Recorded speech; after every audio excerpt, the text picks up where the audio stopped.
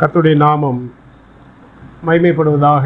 இந்த மாலை பொழுதிலே பரிசுத்த ஆவியானவர் நமக்கு தருகிற ஆலோசனைகளை கேட்டு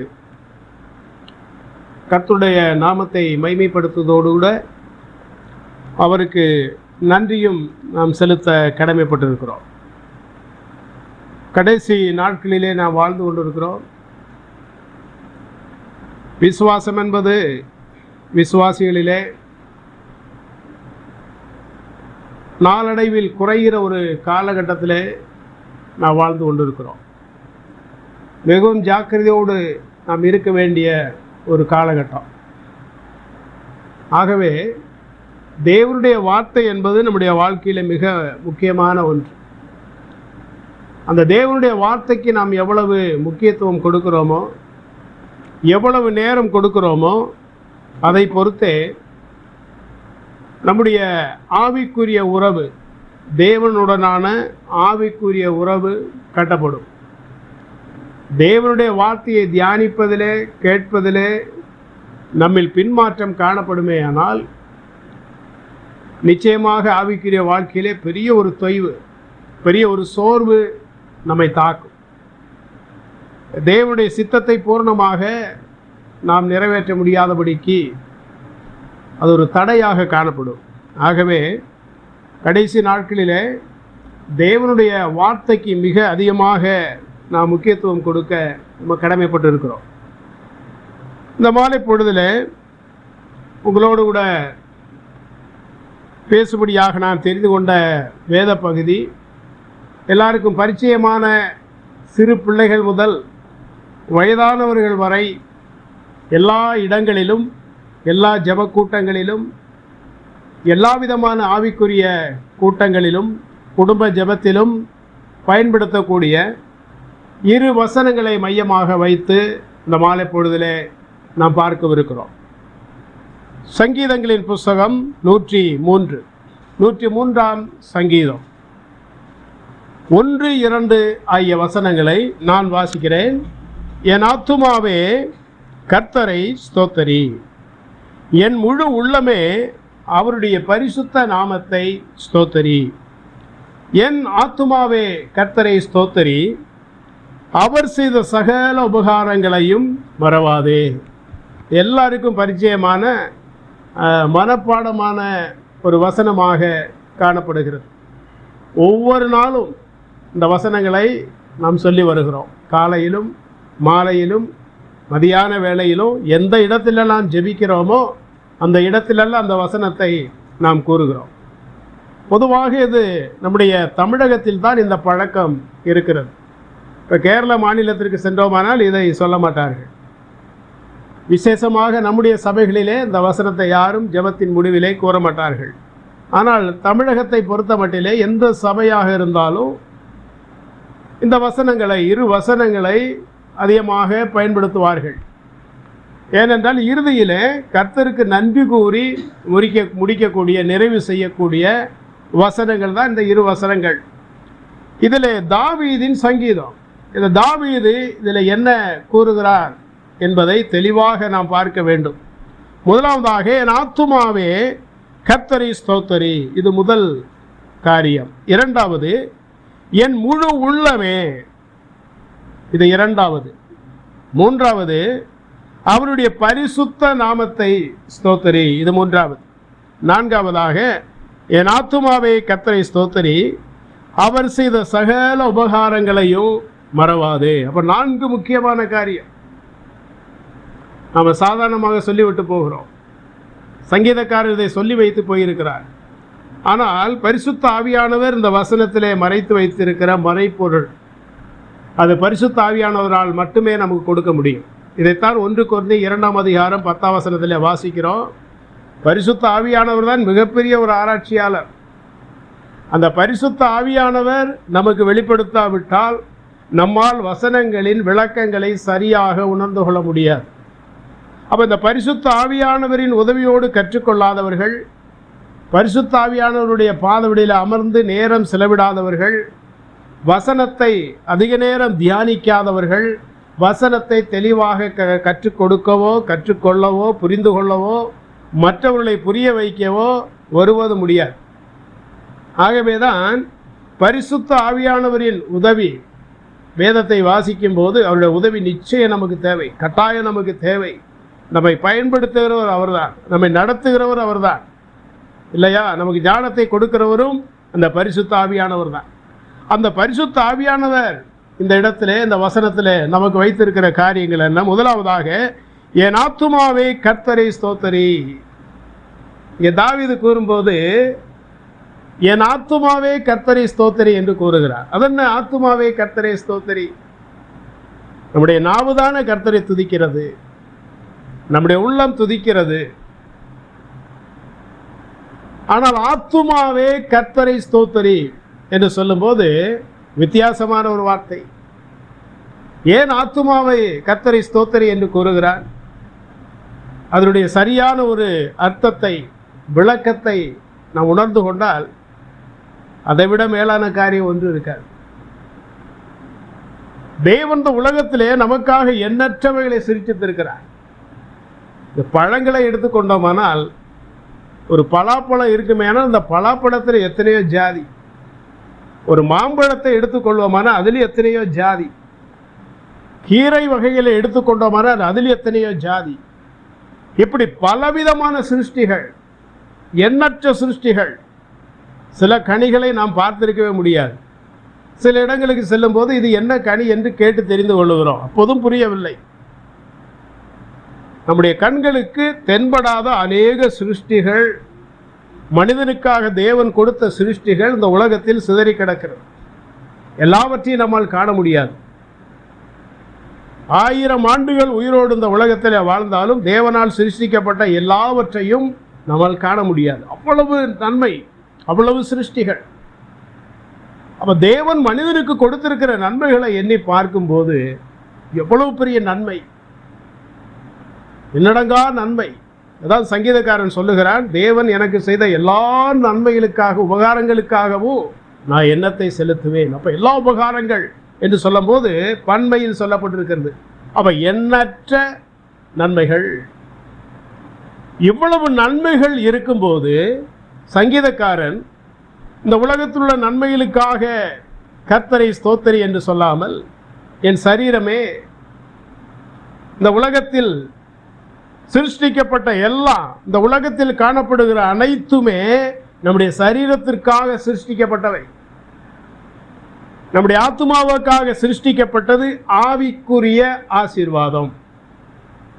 பூமிக்குரிய ஆசீர்வாதம் என்பது பூமியில சிருஷ்டிக்கப்பட்ட அனைத்துமே நம்முடைய சரீரத்திற்காக சிருஷ்டிக்கப்பட்டிருக்கிறது.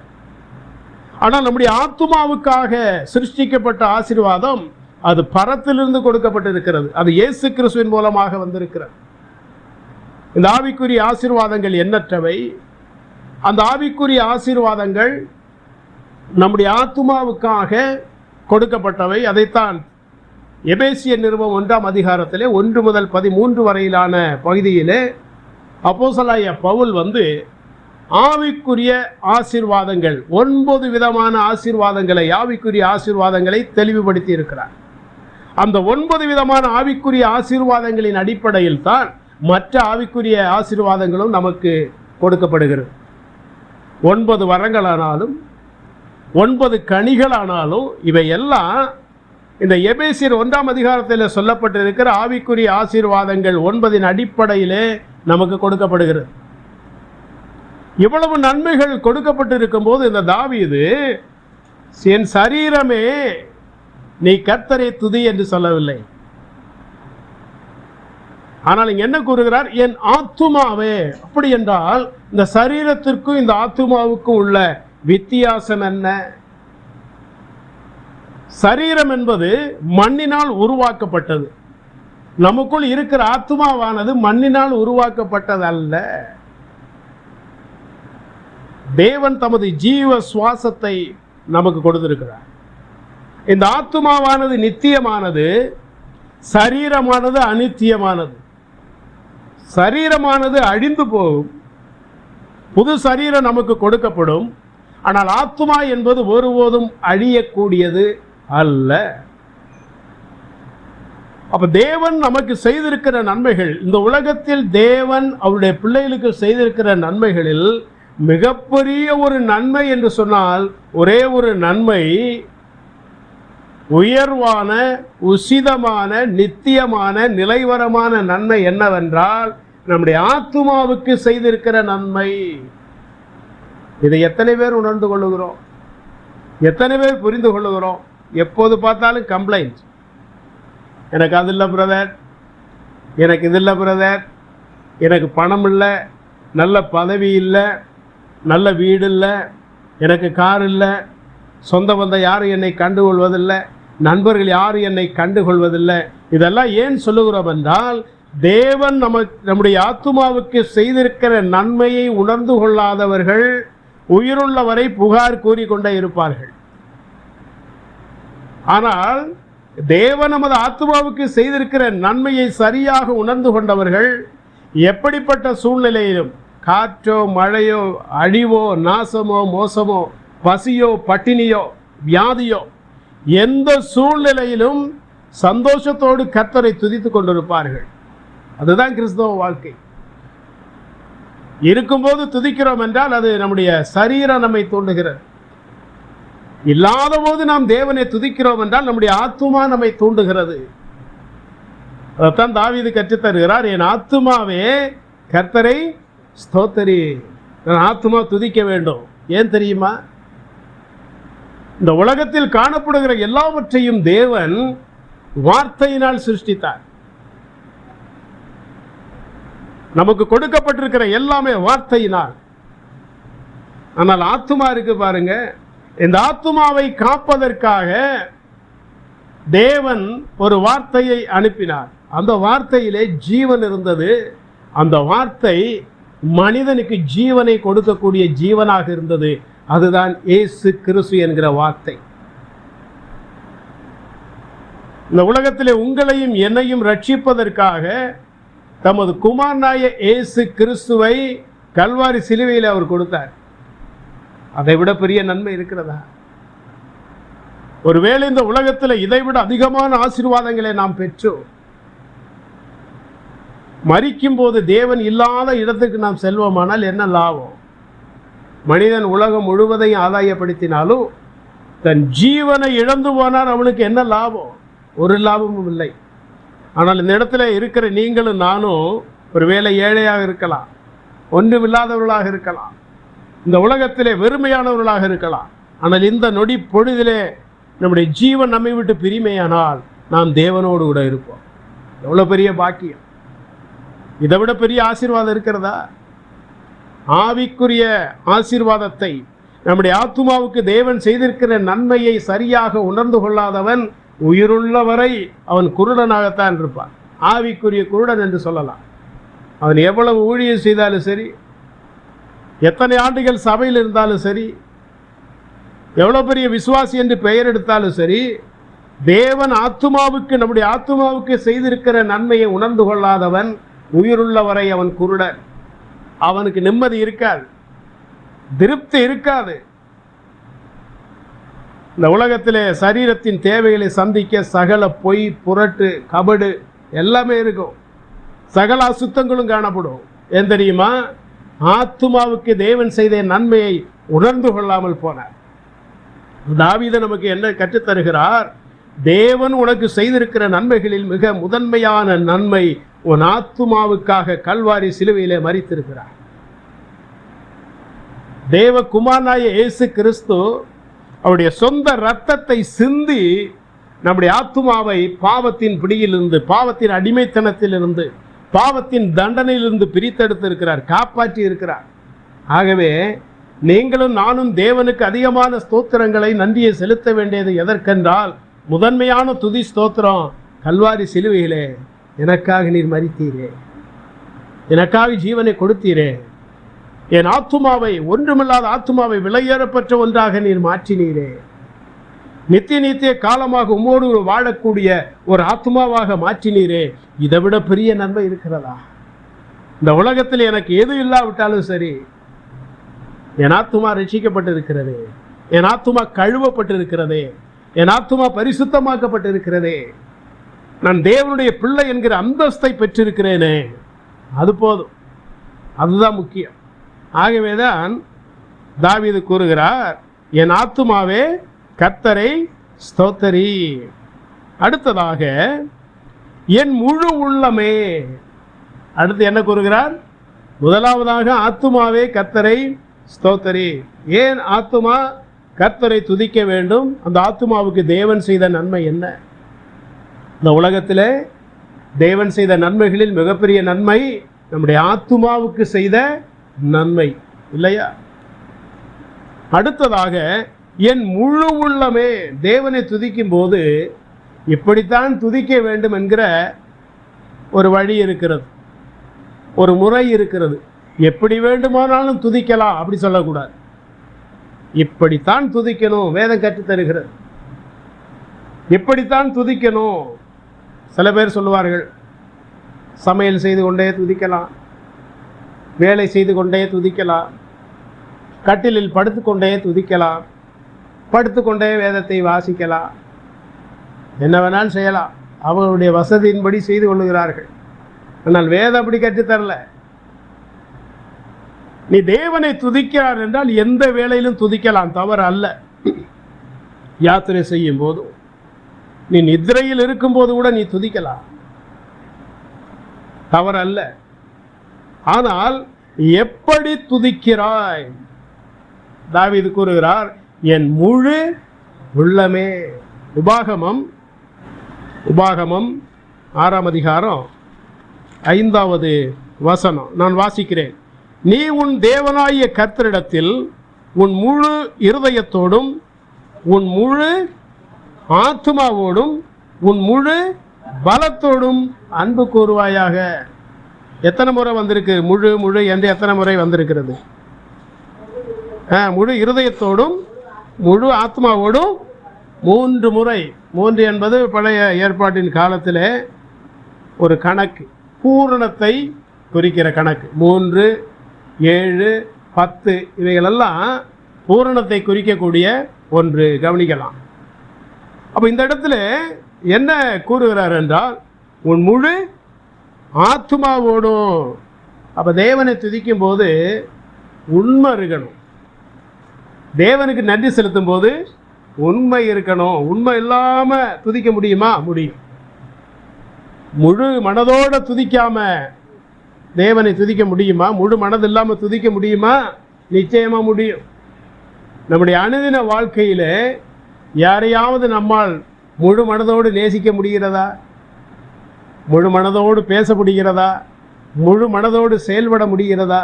இல்லையா? எல்லாம் அறகுறை.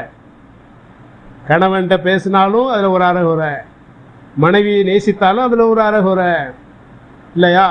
பிள்ளைகளிடத்தில் பேசுவது நேசிப்பு, அதுலேயும் ஒரு அறகுறை இருக்கு. ஆனால் தேவனுடைய பிள்ளைகள் தேவனை துதிக்கும் போது எப்படி துதிக்கணும்? முழு என் முழு உள்ளமே. இப்போ மத்தேயு எழுதின சுவிசேஷத்திற்கு வருவோம். மத்தேயு 15:8 நான் வாசிக்கிறேன். இந்த ஜனங்கள் தங்கள் வாயினால் என்னிடத்தில் சேர்ந்து தங்கள் உதடுகளினால் என்னை கனம் பண்ணுகிறார்கள், அவர்கள் இருதயமோ எனக்கு தூரமாய் விலகி இருக்கிறது. ஏசியா தீர்க்கதரிசியின் புஸ்தகத்தில் சொல்லப்பட்டதை இந்த இடத்துல எடுத்து கூறுகிறார். இயேசு கிறிஸ்து எடுத்து கூறுகிறார். ஏசாயா 29:13 சொல்லப்பட்ட பழைய ஏற்பாட்டு வசனத்தை இயேசு கிறிஸ்துவானவர் இங்கே எடுத்து கூறுகிறார். என்ன கூறுகிறார்? இந்த ஜனங்கள் தங்கள் வாயினால் என்னிடத்தில் சேர்ந்து தங்கள் உதடுகளினால் என்னை கனம் பண்ணுகிறார்கள். அப்ப தேவனை எது கனம் பண்ணுது? வாய் கனம் பண்ணுது, உதடும் கனம் பண்ணுது. ஆனால் உள்ளமோ இருதயமோ எனக்கு தூரமாய் விலகி இருக்கிறது. இன்றைக்கு கிறிஸ்தவத்தில் அதான் நடக்குது. ஏதோ ஞாயிற்றுக்கிழமை ஆனால் போயிடுவோம். ஒரு விசேஷித்த கூட்டம் வச்சா பாஸ்டர் திட்டுவார், ஊழியக்காரர் திட்டுவார், மூப்பர்களாக கேட்பாங்க, போகாமல் இருக்கக்கூடாது. அப்படி வருகிறவர்கள் தான் அதிகம். இல்லை, இந்த கூட்டங்களுக்கு போனால் நமக்கு என்ன கிடைக்கும், என்ன ஆசீர்வாதம் பெற்றுக்கொள்ள முடியும், இப்படி வருகிறவர்களும் அதிகம். ஆனால் எந்த கூட்டத்திற்கு போனாலும் கர்த்தாவே என் முழு உள்ளத்தோடு நான் உம்மை துதிக்க வருகிறேன். என்றைக்காவது சிந்தித்ததுண்டா? என் முழு உள்ளம் கர்த்தருக்கு நன்றி செலுத்தி இருக்கிறதா, துதித்து இருக்கிறதா? இந்த விஷயத்தில் அநேக முறை நாம் கர்த்தரை ஏமாற்றுகிறோம். தாவீது கூறுகிறார், என் முழு உள்ளமே நீ என்ன செய்யணும்? அவரை முழு உள்ளத்தோட, நன்றி நிறைந்த உள்ளத்தோடு கூட. இந்த முழு உள்ளம் எப்போது வருகிறது? முழு உள்ளத்தோடு நம்மால் எப்போது துதிக்க முடியும்? தேவன் செய்த நன்மைகளை சரியாக உணர்ந்து கொள்ளும் போது தான். ஆனால் பல நேரங்களில் தேவன் செய்த நன்மைகளை நாம் மறந்து விடுகிறோம், நினைவு கூறுவதே இல்லை, இல்லையா? அப்போது நேரம் இல்லாதபடினால சீக்கிரம் பார்க்கலாம். என் முழு உள்ளமே அவருடைய பரிசுத்த நாமத்தை, எந்த நாமத்தை துதிக்கணுமா? பரிசுத்த நாமத்தை ஸ்தோத்தரி. அப்போ பரிசுத்த நாமம் என்று சொல்லப்பட்டிருக்கிறது. நம்முடைய தேவனாகிய கர்த்தருக்கு கொடுக்கப்பட்ட பெயர்களிலே விசேஷித்த அற்புதமான ஆச்சரியமான ஒரு பெயர் அவர் பரிசுத்தர். அவருடைய நாமம் பரிசுத்தமானது. இந்த உலகத்தில் எத்தனையோ நாமங்கள் இருக்கிறது, ஆனால் பரிசுத்தமான நாமம் என்று சொன்னால் ஒரே ஒரு நாமம், நம்முடைய தேவனுடைய நாமம் மட்டுமே ஆகும். தேவனுடைய நாமம் அல்லாமல் பரிசுத்தமான நாமம் இந்த உலகத்தில் இல்லை. பல தெய்வங்கள் திருமணம் செய்திருக்கிறது. அது 1 2 அல்ல, 10 திருமணம், 4 திருமணம், 5 திருமணம். கடவுள்கள் எப்படி பரிசுத்தமான கடவுள் என்று சொல்ல முடியும்? நம்முடைய கர்த்தர் பரிசுத்தமானவர், பரிசுத்தத்தில் பயங்கரமானவர், பரிசுத்தத்தில் மகத்துவம் உள்ளவர், பரிசுத்தத்தில் அவருக்கு ஈடு இந்த உலகத்தில் யாரும் இல்லை, பரலோகத்திலும் யாரும் இல்லை. அவ்வளவு பரிசுத்தமானவர். இந்த பரிசுத்த நாமத்தை ஸ்தோத்தரி என்று சொல்லும் போது, அப்ப இந்த பரிசுத்த நாமத்தை குறிப்பாக சொல்ல காரணம் என்ன? தேவன் பரிசுத்தமானவர் என்றால் அவரை துதிக்கக்கூடிய நான் எப்படிப்பட்டவனாக இருக்கணும்? பரிசுத்தமா? தாவீது சொல்றாரு, தம்பி தங்கச்சி, நீ துதிக்கிறதெல்லாம் இருக்கட்டும். இன்றைக்கெல்லாம் துதிக்கிறத பார்த்தா, மேடையில் நின்று துதிக்கிறான், முடி வளர்த்துருக்கிறத பார்த்தா கரடிக்கு அவனுக்கு வித்தியாசம் இல்லை. பேண்டெல்லாம் அங்கங்கே கிழிச்சு போட்டிருக்கான், சட்டையெல்லாம் கிழித்து போட்டிருக்கான். இப்படி நின்று ஆராதிக்கிறான், நன்றி செலுத்துகிறான். இதில் எல்லாம் கர்த்தர் விருப்பப்படுகிறாரா? பரிசுத்தம் இருக்குதா? பரிசுத்தம் இல்லாமல் தேவனை ஆராதிக்க முடியவே முடியாது. அப்ப தேவனை துதிக்க வேண்டுமானால், பரிசுத்த நாமத்தை தொழுது கொள்ள வேண்டுமானால், அந்த பரிசுத்த நாமத்தை தொழுது கொள்ளுகிற நீங்களும் நானும் எப்படிப்பட்டவர்களா இருக்கணும்? பரிசுத்தம் உள்ளவர்களாய் இருக்கணும். பரிசுத்தம் இல்லாம தேவனை தொழுது கொண்டா, துதித்தால் அது எடுபடாது. என்னுடைய ஊழியம் வீண், என்னுடைய ஜெபம் வீணா போகும், என்னுடைய பிரசங்கம், நான் எடுக்கக்கூடிய வேதவாட வகுப்பு, நான் தேவனுக்கு கொடுக்கக்கூடிய காணிக்கை, ஞாயிறுதோறும் நான் செலுத்தக்கூடிய ஆராதனை, இவை எல்லாமே வீணாய் போகும். கர்த்தருடைய பிள்ளைகளின் அடிப்படை என்ன? பரிசுத்தம். நம்முடைய அஸ்திவாரம் என்ன? பரிசுத்தம். தேவன் அதை விரும்புகிறார். இப்ப தாவீது சொல்லுகிறார், அவருடைய பரிசுத்த நாமத்தை ஸ்தோத்தரி என்று சொல்லும் போது, அந்த பரிசுத்த நாமத்தை ஸ்தோத்தரிக்கிற நான் பரிசுத்தமாய் இருக்கிறேனா? ரொம்ப கவனமா இருக்கணும். நம்ம பேச்சிலே, நம்முடைய வார்த்தையிலே, மற்றவர்களை நேசிப்பதிலே, மற்றவர்களுக்கு உதவி செய்வதிலே, ஊழியம் செய்வதிலே பரிசுத்தம் இருக்கணும். ஊழியம் செய்யும் போது கர்த்தருக்காக அந்த ஊழியத்தை செய்யாமல், பணத்திற்காக, வருமானத்திற்காக, புகழுக்காக நான் ஊழியம் செய்வேயானால் என்னுடைய ஊழியத்தில் பரிசுத்தம் இல்லை. நான் கர்த்தரை ஏமாற்றுகிறேன். நான் கர்த்தரை ஏமாற்றும் போது எப்படி பரிசுத்தம் இருக்கும்? கர்த்தருக்கு கொடுக்கக்கூடிய காரியத்தில் நீ சரியான விதத்தில் உண்மையாய் நீ கொடுக்காவிட்டால் உன் பரிசுத்தம் போச்சு.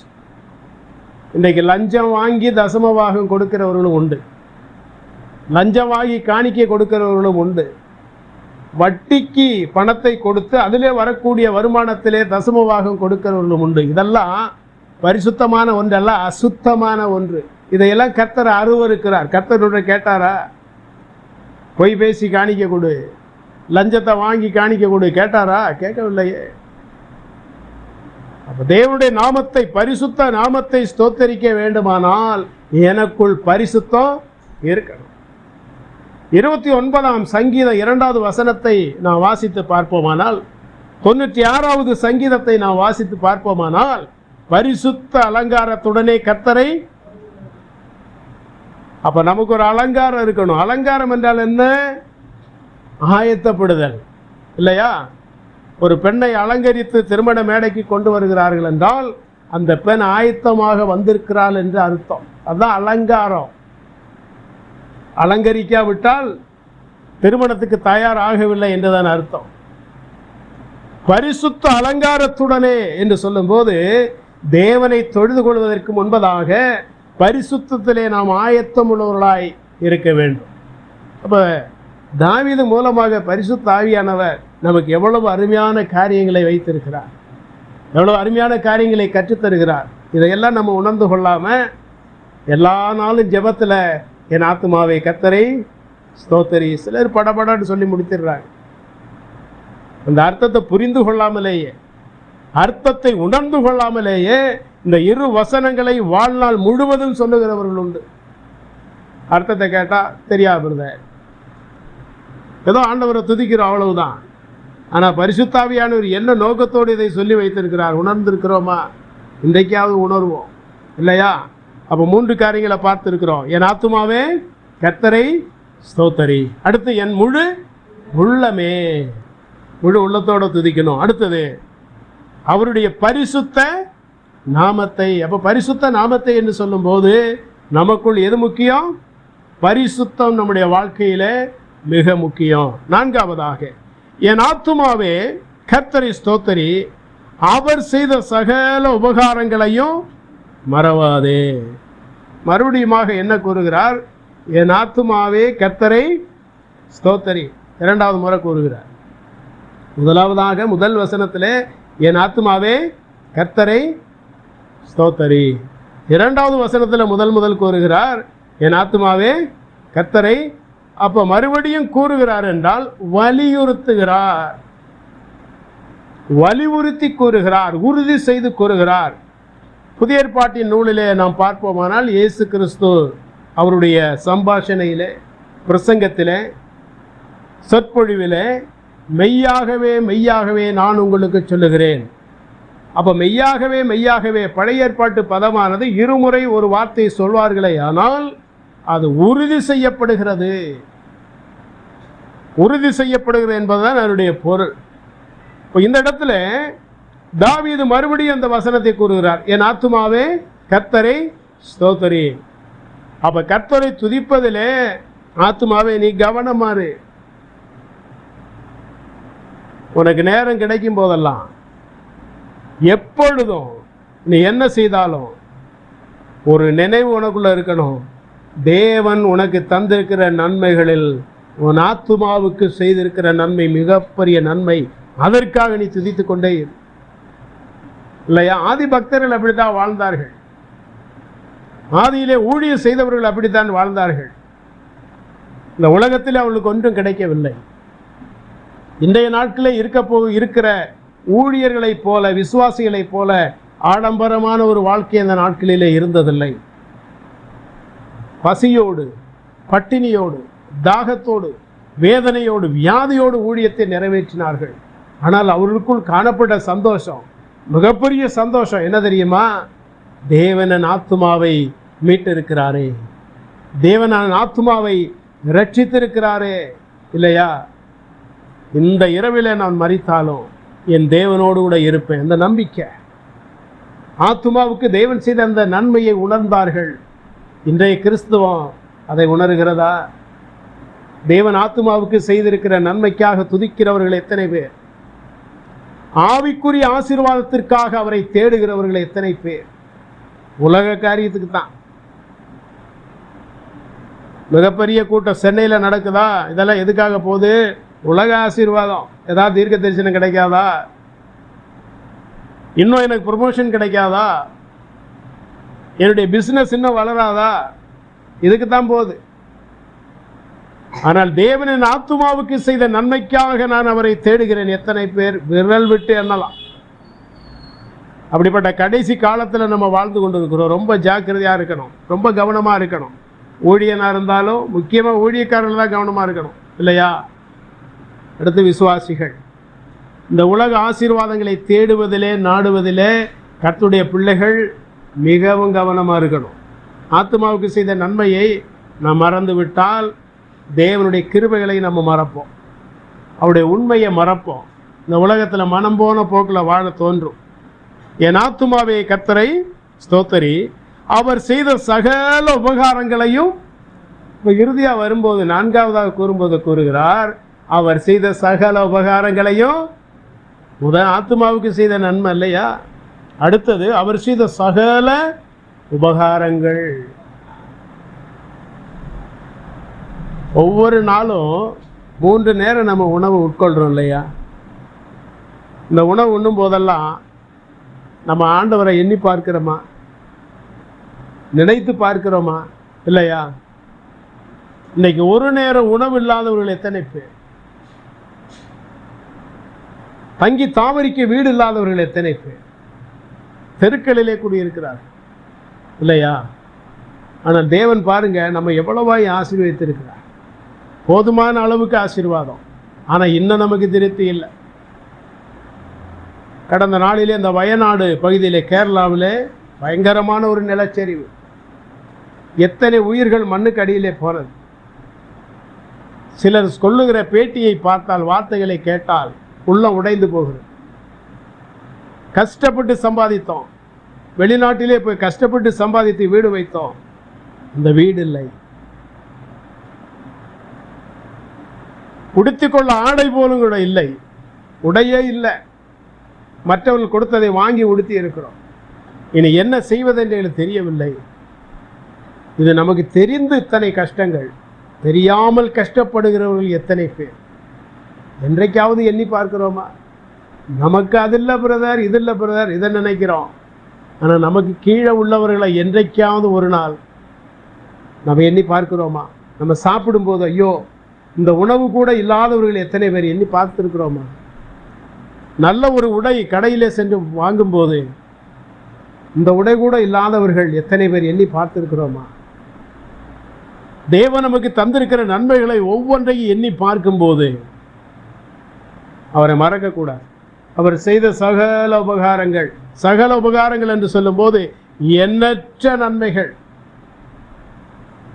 பக்தன் கூட பாடினா இல்லையா, எண்ணில் அடங்கா ஸ்தோத்திரம் தேவா, என்றென்றும் நான் பாடுவேன். தேவன் செய்த நன்மைகள் அத்தனை, அவ்வளவு நன்மைகள். அவர் செய்த சகல உபகாரங்களையும் மறவாது அப்படி கூறி முடிக்கிறார். அப்படின்னு அர்த்தம் என்ன? அவர் செய்த சகல உபகாரங்களையும் மறவாதே. மறவாதே என்றால் அதனுடைய எதிர்ப்பதம் என்ன? நினைவு கூர் இல்லையா? நினைத்துக்கொள். அவ என்ன கூறுகிறார் என்றால், உபகாரங்களை மறவாதே என்றால் நினைத்து கொண்டே இரு. ஒருபோதும் ஒரு நொடி கூட நீ என்ன செய்யக்கூடாது, மறக்கவே கூடாது. நம்ம என்ன செய்து விடுகிறோம்? தேவனுடைய நன்மையை, உபகாரங்களை மறந்து விடுகிறோம். ஞாயிற்றுக்கிழமை ஆச்சா, ஏதாவது ஒரு சாக்கு போக்கு, இன்றைக்கு ஆராதனைக்கு வர முடியாது பிரதர், வேலை இருக்கு பிரதர். உனக்கு வேலையை கொடுத்தவர் யார்? தேவன் அல்லவா? இன்னைக்கு திருமணம் இருக்கிறது, அதான் முக்கியம்.